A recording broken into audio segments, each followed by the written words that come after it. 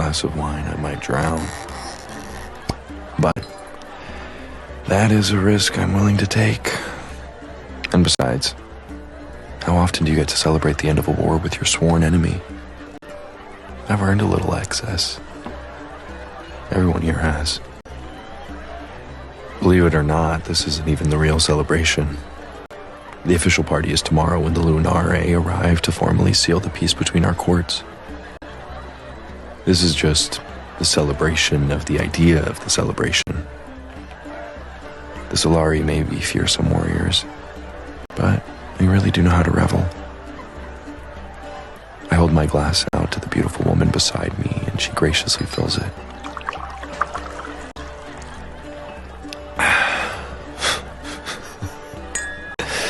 Thank you. I'll need to stay well oiled if I want any hope of getting back on that dance floor. She says something back, I'll nod like I can. And then I realize, shit, I've forgotten her name. Zara, Zaya. She's one of the handmaidens for my brother's wife. But which wife? Which brother? My eyes scan the table packed with fae, looking for someone I can escape to. The dance floor is a sea of limbs and wings, sweaty bodies moving with wild abandon to the music. All right, well, good to know I'm not the drunkest one here. Judging by the look of things, I might not even be in the top 10. I spot my father in his designated seat at the head of the table. He smacks a thick hand on the wood, laughing so hard he spills his own mug of ale. The sight makes me smile. I haven't seen him laugh like this since before the war. We lost many good men, but our gains will be substantial. Their deaths were not in vain, and relief at that thought fuels tonight's merrymaking. We pushed the Lunare back. And by we, I do mean me, the scourge of the sky. How many battles were won just by my spear? How many Lunare men turned tail at the sight of my wings blotting out the sun?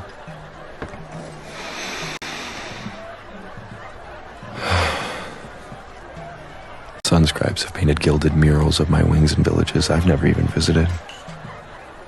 My medals could anchor a ship. And children race through the streets singing songs about me. Terrible pitch, but it's the thought that counts. The greatest honor, though, has been the way my father started to look at me. For so long, I was nothing but a handsome disappointment. I have 4 older brothers. In line for the crown, I'm basically tied with the family dog, and everyone knows it. For as long as I can remember, I've known I am the last resort spare, not the heir. But fate was not so cruel to me. If I could not be the most important Solari son, I could at least be the handsomest, the most charming, the funniest, the best at flying, the best at cooking, the best at everything except punctuality. And that's a choice. I've yet to find something I'm not quick to master. Including war, apparently. If I'm being honest, maybe that was only partially skill. Maybe I could fight without fear because I knew if something happened to me, it wouldn't really matter to anyone. Despair, remember? I don't know if anyone has ever really cared about me. Well, maybe. Someone I knew, many summers ago. I need a little air.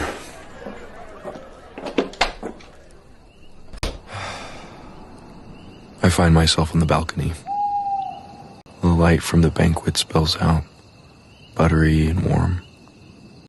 But it's the cool air I want. I stare up at the moon. For the last 5 years, the sky has been where I found my purpose. Every battle, every victory. God, it felt good to matter. Peacetime will give me more laughter and drinking and fucking, but there will also be more quiet, more time to think, or time for my mind to drift back to what could have been if my father had never attacked the Lunari.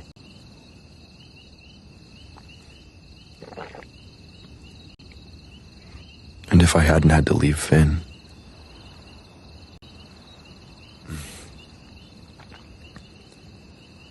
How did he react to the news, I wonder? I'm sure he was disappointed. The Lunari are conceding valuable territory. He probably thinks it was all his fault. Not that he should. Every time I saw him, he was fighting like he was the only soldier of the moon left. I always found myself searching for him. His wings.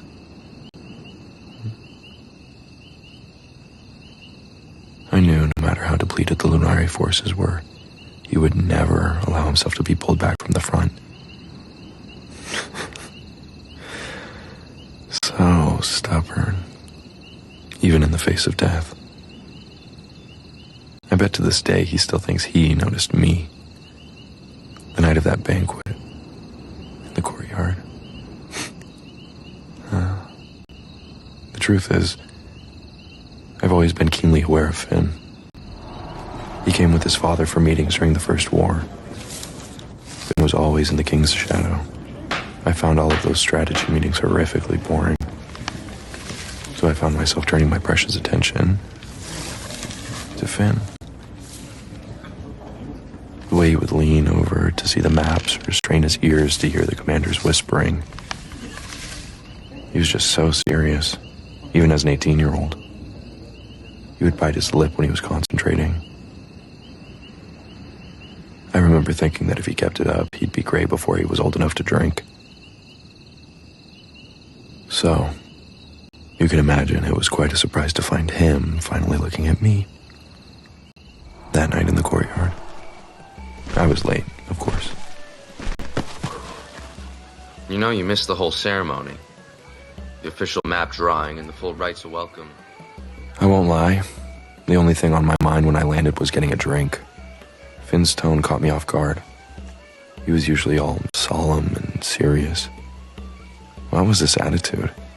You're Finn, right? God, you would have thought I had slapped him across the face. I watched him search for a retort, wrestling with his constant need to be the perfect prince. Yes, I'm the only son of your father's most important ally. You'd think you might know my name by now. It's just basic diplomacy, like not showing up late. Touché, I thought. But I was enjoying the effect I was having on him. The way his nostrils flared as his fist clenched at his sides. He's cute when he's cranky. I was in bed. Do you find your duties back home so tiring, Solari? He walked right into it. Best to teach my new ally a little lesson about making assumptions. I didn't say I was asleep or alone. I had, in reality, just overslept. But the look on his face was worth all the gold in the Solari vaults. The whole night he kept stealing glances at me. He was watching me, laughing and moving in the crowd. I could tell he was absolutely determined to deny himself what he wanted most. By this point, at 21, I had taken every fae I wanted to bed. Or barn. Or forest floor. Or carriage. Once.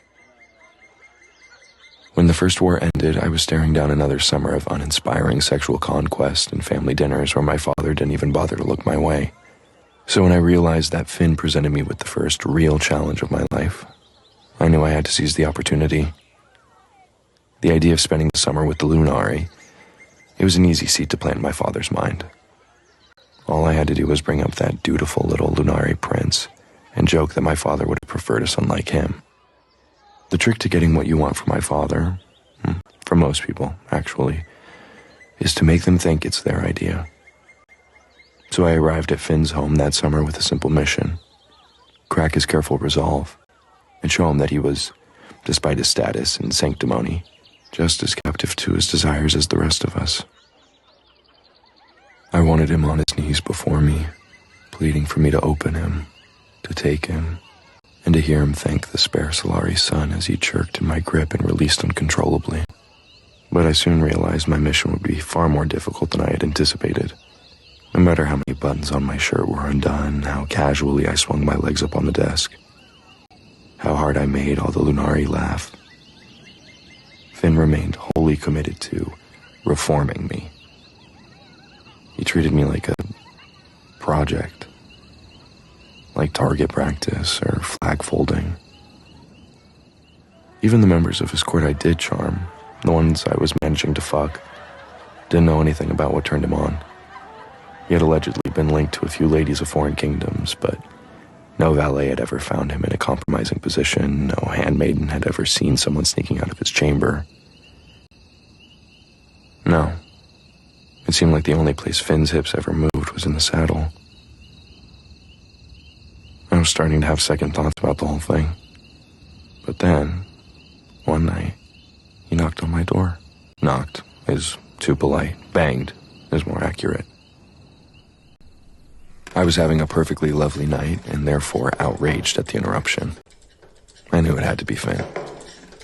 For all the talk of diplomacy, he was rather vicious when it came to his beauty sleep.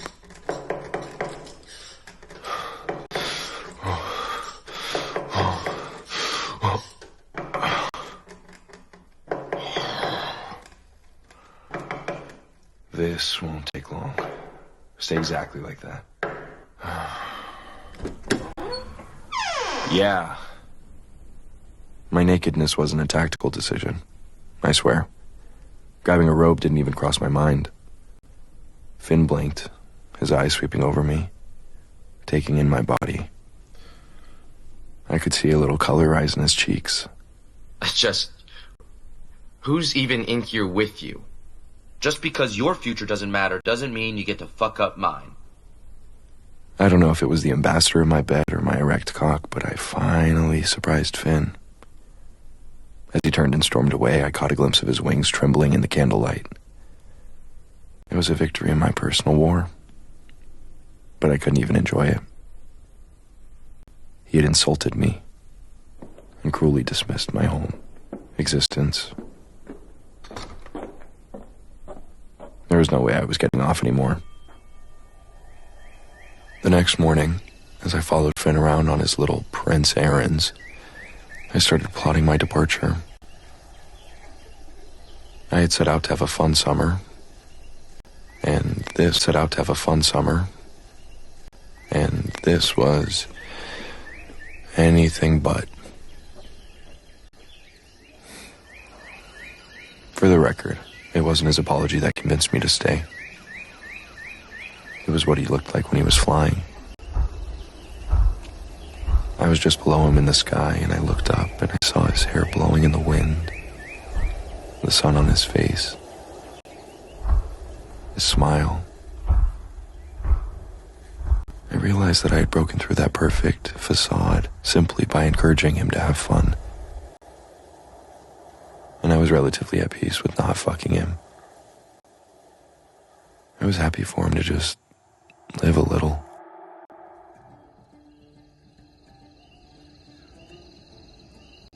Cassandra, hi. No. I'm fine. I was just reminiscing. Yes, about a battle victory. Maybe my favorite one. Yes, the feast was lovely, but I think it might be time for me to go to bed. She doesn't hesitate to ask if I intend to do so alone. She toys with her necklace, letting her hand trail slowly down her chest. What good will it do me to drain this bottle of wine just thinking about Finn? Wherever he is, he's not thinking about me. Not positively, at least. Tonight is supposed to be a celebration. Why should I end it alone, drunk, and touching myself to the idea of someone who would sooner kill me than... Wordlessly, I beckon and she leads the way. I can feel the electricity from the night's festivities prickling on her skin. I let my eyes follow the line of her toned back down to her ass. like the way she swings her shoes carelessly in one hand, her golden hair bright in the moonlight. But all it does is remind me of that summer, when I would follow Finn up to his room. How I would trail my lips down his wings as he fumbled with the lock on the door.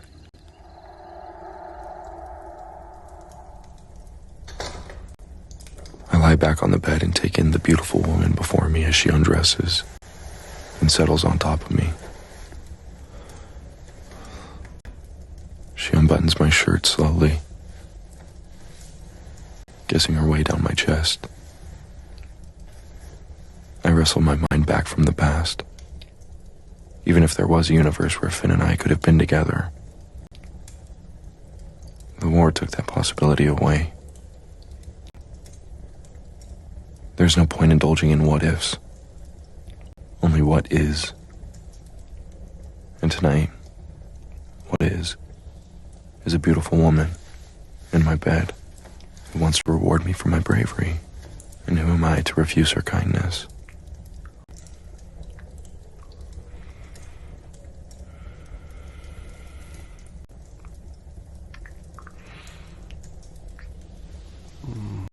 Her mouth is soft and warm and tastes like wine.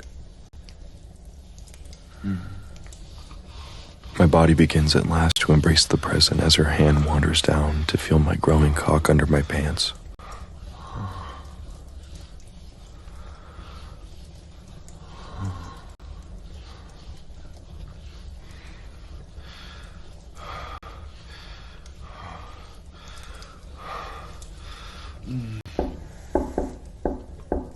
Are you expecting anyone?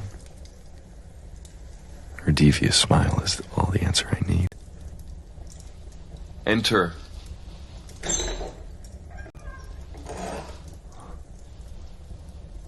Elijah.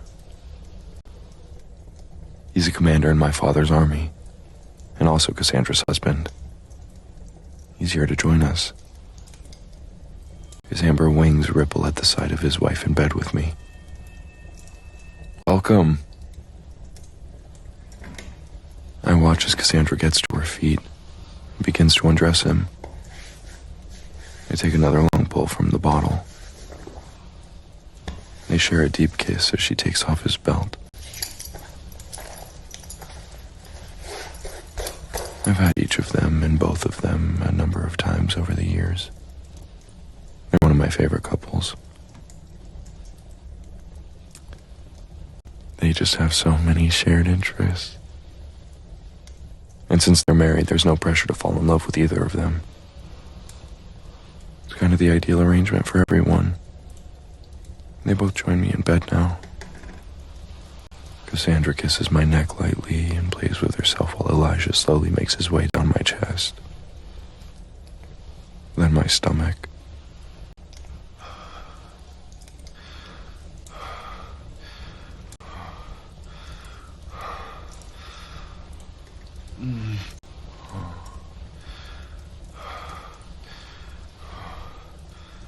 I can feel the roughness of his stubble and the softness of his lips.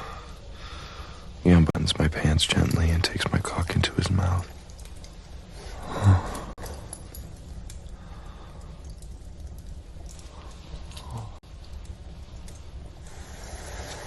I'm not fully hard yet, but he's more than happy to get me there. A good soldier.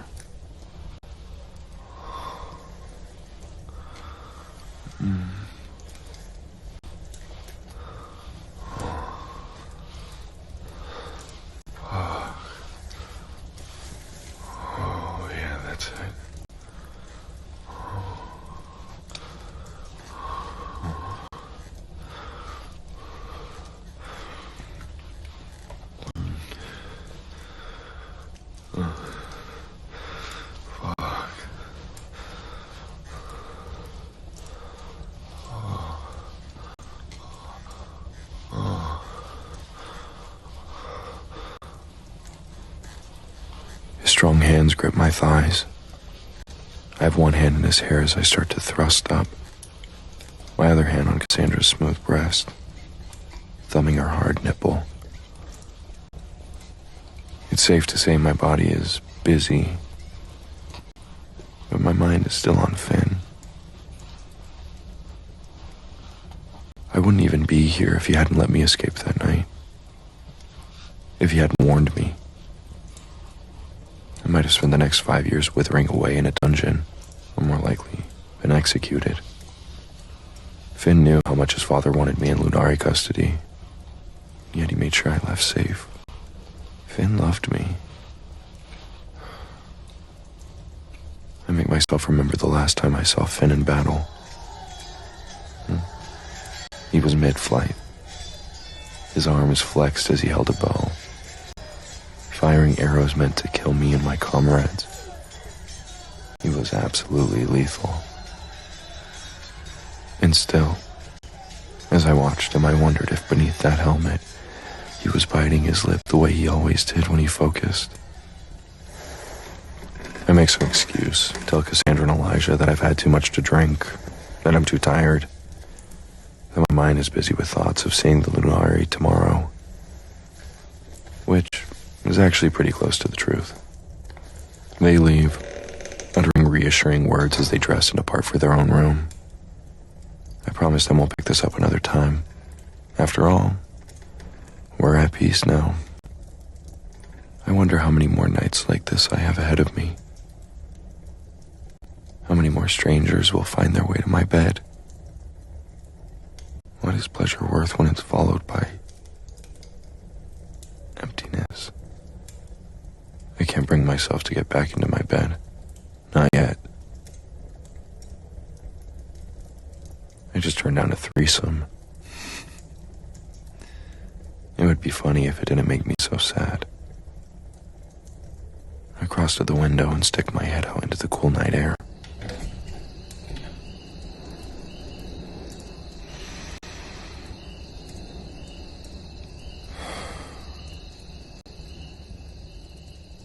Finn will be here tomorrow with his family. For the first time, I imagine the very real possibility that he might bring a wife with him. That's what his father will want for him, now more than ever. To settle down for the sake of stability in the post-war realm.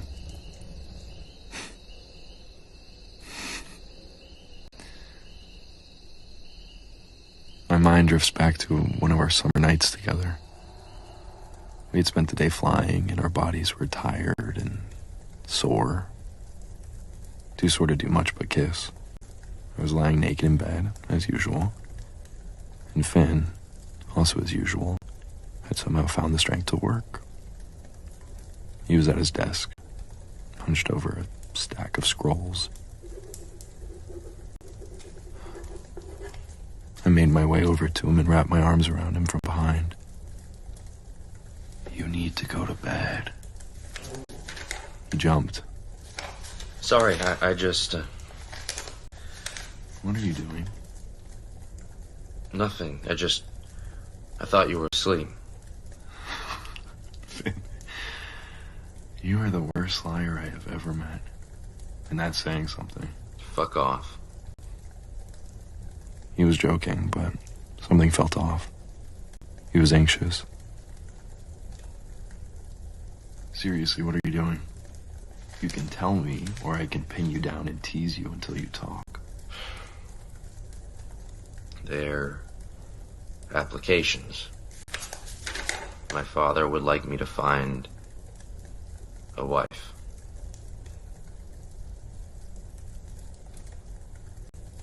I'm sorry.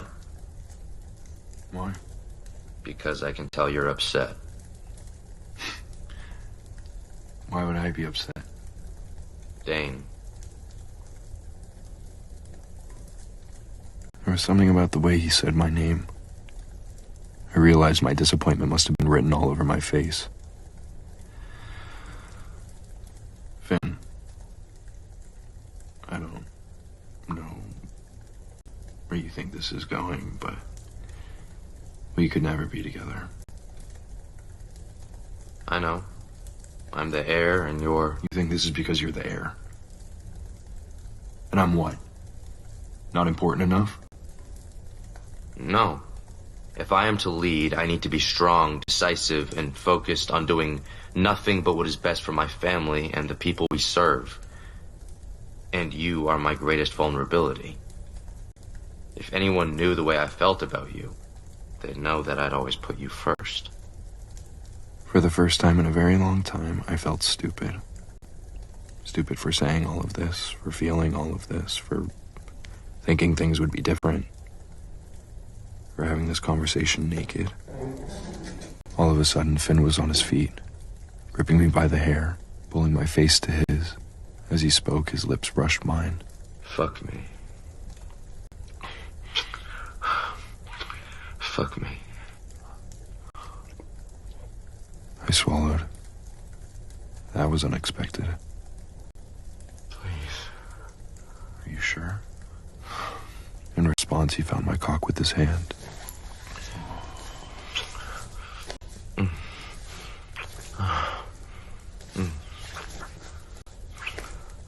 Get on the bed. He backed me up onto the bed and pushed me down.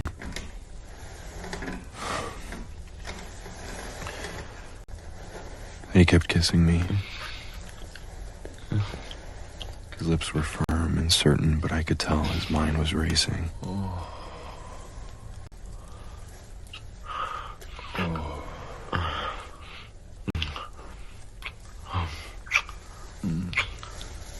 We had shared so much that summer, but there was still one thing we hadn't done. He hadn't been ready.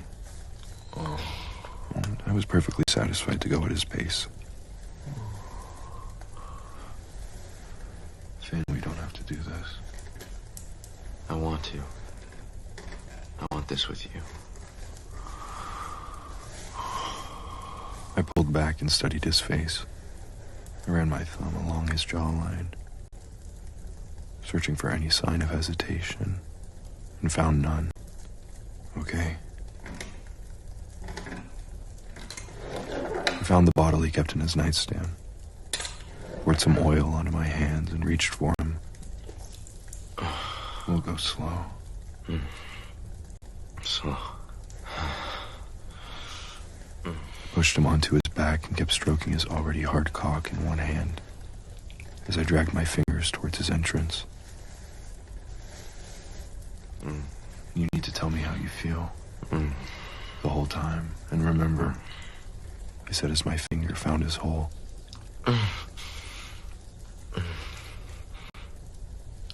You don't need to be the best at everything.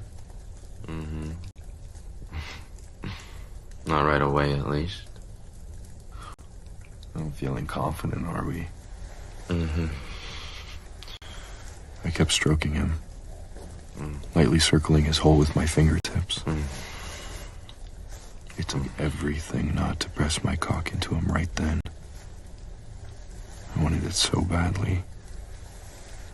But I also wanted this to happen exactly, perfectly, the way he wanted. His eyes were on my cock. He reached a hand towards me. I swatted him away. Relax. I'm good right now. I started pushing a finger slowly inside of him and watched him bite his lip.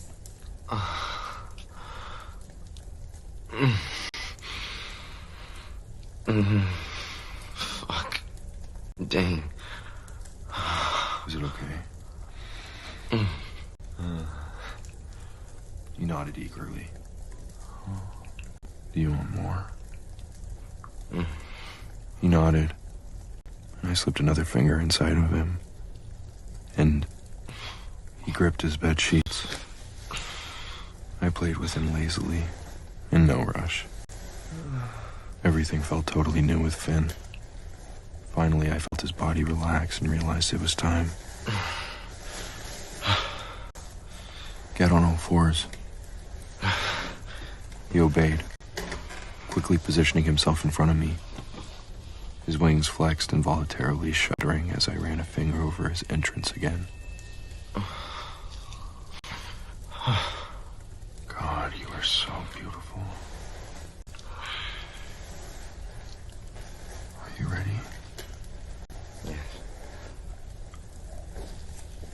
covered my cock in more oil and then pressed myself into him.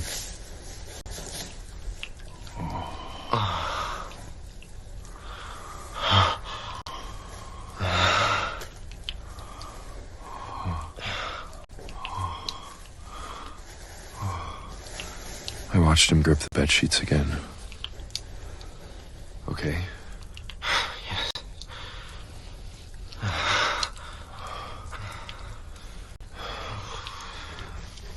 We began to move together. I kept checking on him, going at his pace. When he reached up and began to touch himself, I took it as permission to speed up and grip his hips with my hands.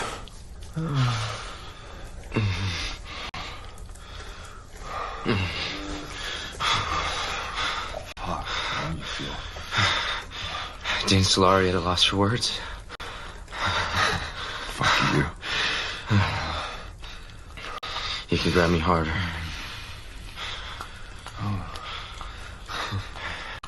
Do you think this is not hard, huh? I won't know. Oh, God, you Lenore, you're greedy.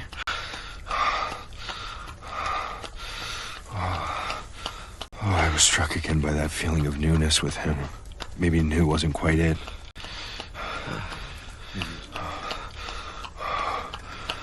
I felt like anything was possible between us. It felt like stopping time.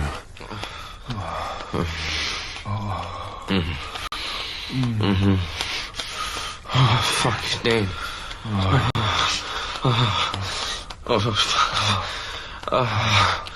Yes. I'm going to.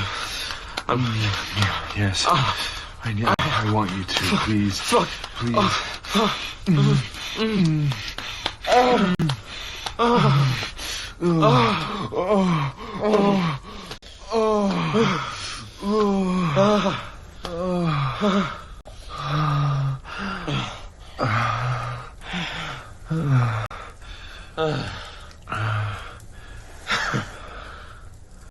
After we both finished, his wings started to tremble, releasing an icy mist. It was cool to the touch, glowing softly in the darkened room. I had never seen anything like it. He was in that moment so gorgeous. I was helpless. I leaned forward, pressing my lips to his wings' cool surface.